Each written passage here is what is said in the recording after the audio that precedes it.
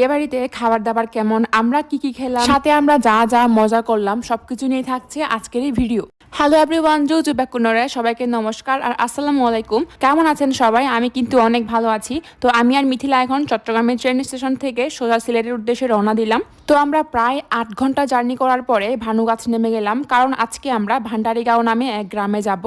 Finally চলে আসলাম ভান্ডারিগাঁও গ্রামে। এই গ্রামটা দেখতে অনেক সুন্দর, আর আমরা আস্তে আস্তে প্রায় 5টার মতো বেজে গেছে। দ্যাটস ওয়াই আমরা আসা মাত্রই রেডি হয়ে ডিরেক্টলি বিয়ে বাড়িতে চলে যাই। তো এখানে আমাদের জন্য এক আপু ওয়েট করতেছিল ওয়েলকাম করার জন্য। এরপরে সবার সাথে মিট হয়ে কথা বলে অনেক ভালো লাগলো। তারা অনেক ফ্রেন্ডলি ছিল, আমাদেরকে খুবই ফ্রেন্ডলি ভাবে অ্যাকসেপ্ট করেছে। বিয়ের আগের দিন রাতে আমরা কনের বাড়িতেই আমাদের ডিনারটা সেরে ফেলি। আমরা যেরকম আমাদের বিয়েগুলাতে মাছ মাংস দিয়ে ভরাই ফেলি, তারা কিন্তু তার উল্টা। তাদের বিয়েতে কিন্তু কোনো আমিষ জাতীয় খাবার দাবার থাকবে না। সো বিয়ের আগের দিন রাতে আমাদেরকে খিচুড়ি আর ছোলা সার্ভ করা হয়েছিল, সাথে তো অবভিয়াসলি সালাদ। তো সবকিছু মিলিয়ে কিন্তু অনেক ভালো মতো খাইছি, ভালো লাগছে। আর এই হলো তারপরের দিন আমরা সকাল সকাল রেডি হয়ে আবার বউ বাড়ির উদ্দেশ্যে যাব। তো আজকেও আমরা আগের সেই নর্মাল ট্র্যাডিশনাল ড্রেসটা পরেছি। তাদের গর্জিয়াস ড্রেস হবে হচ্ছে রাতে, কারণ তাদের বিয়েটা কিন্তু রাতেই হয়। এরপরে আমরা কনেকে নিয়ে মন্দিরের উদ্দেশ্যে রওনা দিলাম, কারণ মন্দিরে কিন্তু তাদের বিয়েটা হবে। এন্ড এই যে আমাদের বউ, দেখেন কত সুন্দর গর্জিয়াস একদম দেখতে, তাই না? আর এখানে সবাই যারা যারা আছে দেখেন, সবাই কিন্তু আমাদের মতো চিকিনি চামড়িরা আছে। সবাই এখানে সকাল সকাল গোসল করে পবিত্র হয়ে ফুল গাঁথা শুরু করে দিয়েছে। তবে হ্যাঁ, যারাই আসুক তাদেরকে কিন্তু গোসল করে পবিত্র হয়ে আসতে হবে।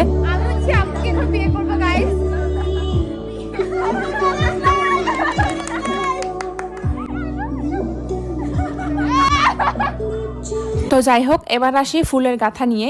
এখানে যে যে ফুলগুলা গাঁথা হচ্ছে সব ফুলগুলাই কিন্তু রাতের বিয়েতে লাগবে। তো ওদেরকে আর কতক্ষণ দেখে দেখে থাকবো, এরপরে আমিও নেমে গেলাম। তো এই মুহূর্তে আমি যে ফুলগুলা গাঁথাচ্ছি, এই ফুলগুলা মূলত লাগবে কীর্তন করার সময়। সো বুঝতেই পারছেন, ওনাদের বিয়েতে কিন্তু কীর্তন হয়। সো আমার একটা মালা গাঁথা শেষ। এরপরে দেখাবো জামাই আর বউয়ের যে মালা দিয়ে মূলত বিয়ে হবে। এই যে এইবার কনের বাড়ি থেকে আমাদের জন্য নাস্তা চা পাঠালো। অনেস্টলি যখন চাটা আমাদের জন্য পাঠাই, তখন না নিজেকে অনেক চাঙ্গা চাঙ্গা ফিল হচ্ছিল। আর এদিকে আমাদের বউ, নতুন বউ হয়েও নিজের বিয়ের ফুল নিজেই গাঁঠানো শুরু করে দিছে। এইভাবে ফুল গাঁথা শেষ করে এবার বউকে নিয়ে আমরা সবাই মিলে বসে পড়লাম।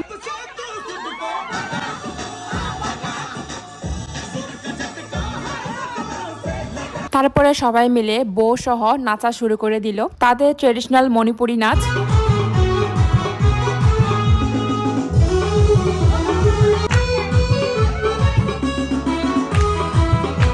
ওদের নাচ দেখে আমিও আর বসে থাকতে পারলাম না, আমিও রেডি হয়ে গেলাম, সাথে মিথিলাকেও রেডি করে দিলাম নাচার জন্য।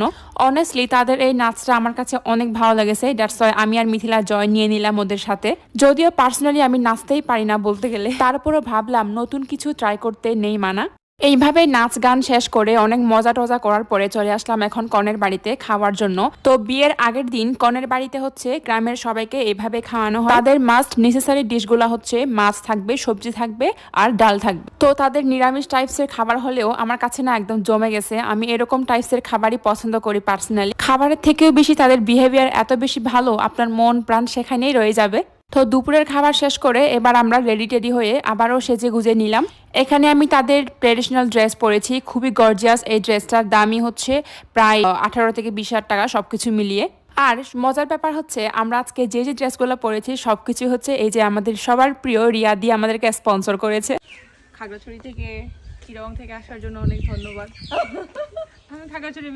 তো এবার আমরা বিকেল বেলায় আবারও হচ্ছে চলে যাচ্ছি কনের বাড়িতে। সো এটাই হচ্ছে বউয়ের ড্রেস রেডি করা হচ্ছে, এন্ড বউ কিন্তু অলরেডি রেডি হয়ে গেছে, এখন হচ্ছে জামাই আসার অপেক্ষা। আর আমি এটা আপনাদেরকে এনশিওর করে দিই যে তাদের বিয়ে কিন্তু রাতের বেলায় হয়, দিনের বেলায় তাদের বিয়ে হয় না। যেটা আমাদের চাকমা সম্প্রদায়ের বিয়েতে দিনের বেলায় হোক রাতের বেলায় হোক কোনোটাই ম্যান্ডেটরি না। এবার আমরা ডিরেক্টলি চলে আসলাম মন্দিরের ভিতরে, কারণ বর আসার সময় হয়ে গেছে।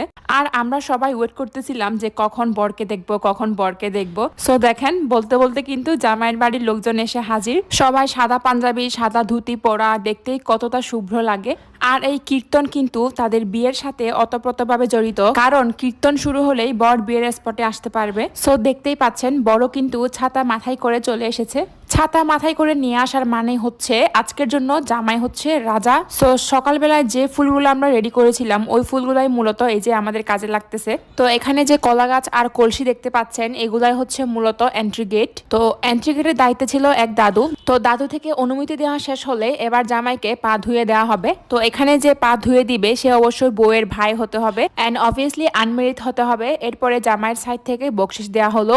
দেখেন আমরা সবাই জামাইকে দেখার জন্য কত আগ্রহে ওয়েট করেছিলাম। এরপরে জামাইয়ের সাইডের লোকজন এই যে দিদিরা, আপুরা, কাকিমারা সবাই মিলে হচ্ছে এন্ট্রি নিচ্ছিল। খুব ভালো লাগছিল দেখতে, এত সুন্দর সুন্দর মেয়ে। তো এভাবে সবার আসা শেষ হলে এবার জামাইকে বউয়ের পার্টির লোকজনেরা ওয়েলকাম করবে ফুল দিয়ে। এরপরে স্বর্ণের চেইন পরানো হবে। স্বর্ণের চেইন পরানো শেষ হলে এবার মিষ্টি খাওয়ানো হবে। আর এবার হচ্ছে বকশিসের পালা। তো ফার্স্টে জামাইয়ের সাইড থেকে মাত্র 200 টাকা দেওয়া হলো। এরপরে বউয়ের পার্টির লোকজন তো মানবেই না, দেন আরো টাকা বাড়িয়ে দেওয়ার পরে ফাইনালি বউয়ের পার্টির লোকজন সেটা অ্যাকসেপ্ট করে। সো এবার জামাই বিয়ের মণ্ডপে চলে আসবে। মণ্ডপে আমি ইউজ করলাম। আর এখানে কিন্তু অলরেডি ঠাকুর দিয়ে পূজা করানো হয়েছে।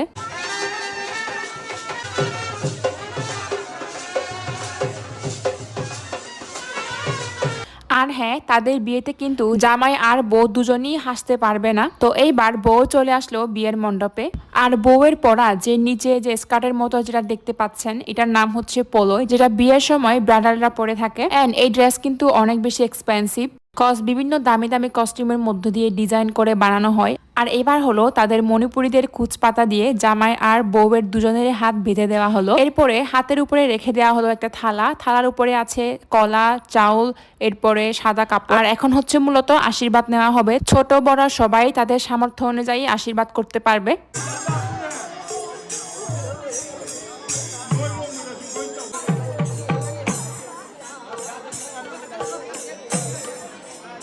এবার হচ্ছে বউ 7 পাক ঘুরবে। এই 7 পাকের জিনিসটা কিন্তু হিন্দু ধর্মের সাথে কিছুটা মিল রয়েছে, পুরোপুরি কোনো সিমিলারিটি নাই যদিও। তো একদম দ্রুতভাবে হাঁটা যাবে না, একদম আস্তে আস্তে করে হাঁটতে হবে। তো যতবারই হাঁটবে হাঁটা শেষ হলে জামাইয়ের মাথার উপরে এইভাবে করে ফুল দিবে বউ। তো 7 বার ঘুরবে, 7 বারে এভাবে করে ফুল দিয়ে প্রণাম করবে জামাইকে। 7 পাক ঘোরা শেষ হলে এবার হচ্ছে মালা বদলের পর্যায়ে আসলো। সকালবেলা রেডি করা এই মালাটা এখন বউ পরাবে জামাইয়ের গলায়। বউয়ের পালা তো শেষ, এবার হচ্ছে জামাইয়ের পালা। জামাই এখন বউকে মালা পরাবে। তো এইভাবেই মূলত তাদের বিয়ে সম্পন্ন হয়। 7 পাক ঘোরা, 7 পাক ঘোরার পরে মালা বদল। তো বিয়ের পরে সবাই নাচ গান করতেছে, আমরাও তো অনেক খুশি কারণ বিয়ে সম্পন্ন হয়ে গিয়েছে। তবে হ্যাঁ গাইস, আজকে কিন্তু কোনো খাওয়া দাওয়া হবে না, কারণ মণিপুরি বিয়েতে বিয়ের দিন কোনো খাওয়া দাওয়া হয় না। ভিডিওতে আমরা 10 মিলিয়ন ভিউ দেখতে। এইবার হলো কনের বিদায়ের পালা। এই সিনটা আসলেই আমার কাছে খুবই খারাপ লাগে, কেন জানি আমি নিজেকে সেখানে দেখতে পাই। সো দেখতেই পাচ্ছেন এখন কিন্তু 11টা বাজতেছে। সো রাত 11টার সময় আমরা কনেকে বরের বাড়ি দিতে যাচ্ছি এন্ড বাসে উঠে গেলাম আমরা সবাই মিলে। প্রায় 30 থেকে 40 মিনিট পরে আমরা পৌঁছে গেলাম বরের বাড়ি। খুবই সুন্দরভাবে সাজিয়েছে গেট। আর এইদিকে হলো কনের এন্ট্রি। ঠিক সেম বরের মতো করে কনেকেও ছাতা মাথায় করে নিয়ে আসা হচ্ছে। আর বরের বাড়ির লোকজনেরা সবাই মিলে ওয়েট করে আছে কখন কনেকে বরণ করবে। আর এদিকে কনেকে তার শাশুড়ি মা হচ্ছে ওয়েলকাম করলো। সো আমরা তো এখন কনেকে বরের বাড়ি পৌঁছে দিলাম। এভাবে মূলত তাদের